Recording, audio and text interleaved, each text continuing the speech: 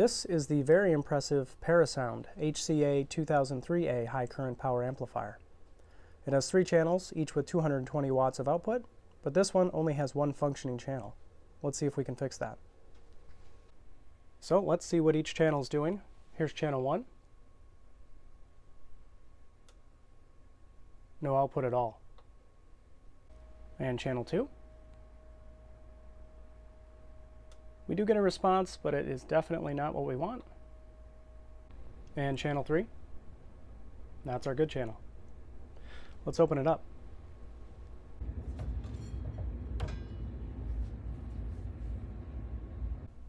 Before we get started, let's go over the layout of this Parasound.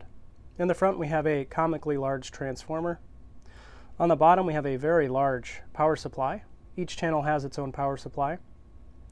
In the back on the top is the input board. This handles the signals for all 3 channels. And you'll notice we only have 2 amplifier boards, one on the left and one on the right. But this actually does handle the signals for all 3 channels. It's a relatively unique layout, at least from what I've seen. Channel 1 is handled by this section of this board. Channel 3 is handled by this section of this board. And channel 2 is split between both boards. This section here and this section here. Unfortunately, I do see some work's been done on channel 2. This transistor's been replaced. This resistor's been replaced. Looks like some other work's been done in that area. So I'm going to save that channel for later. I'm going to start with channel 1. I'll start with the power supply. Since the schematic doesn't tell me what the voltages should be, I'm going to use our good channel 3 as a reference. Here's the positive rail. 77 volts. And the negative rail. Negative 77 volts.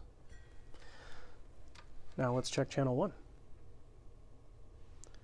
Here's the positive rail. Nothing. Not a good start. And the negative rail. Only about negative 1.1 volts.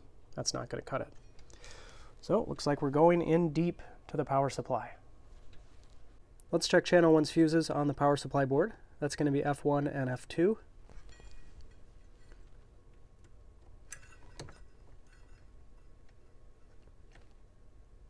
F1 is open.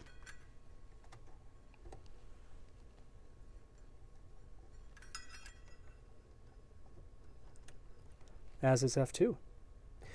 These are 10 amp fuses. One of the most common causes for a blown fuse in the power supply is a shorted output transistor. For channel 1, that's going to be these 8 right here. So let's check for shorts on those. We'll start on the negative rail.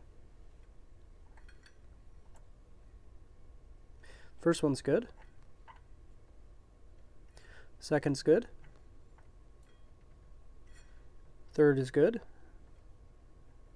And the fourth is good. Negative rail's okay. Let's check the positive rail.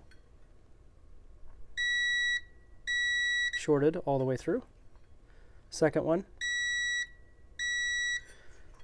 Completely shorted as well. Third one. Also shorted all the way through. And the fourth one, you guessed it, completely shorted.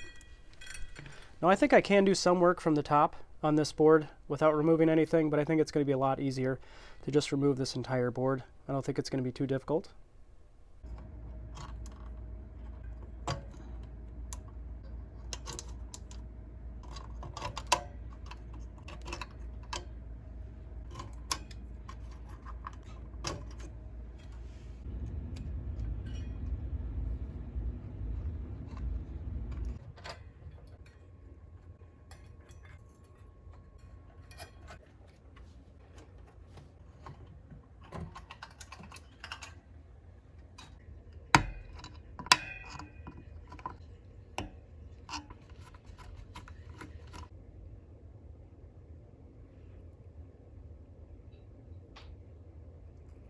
I've removed all 4 shorted output transistors and cleaned their pads.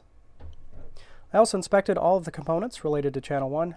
I think I got lucky. The transistors didn't seem to take out anything but themselves. I am going to replace a few other components though. There are 4 electrolytic capacitors on this board.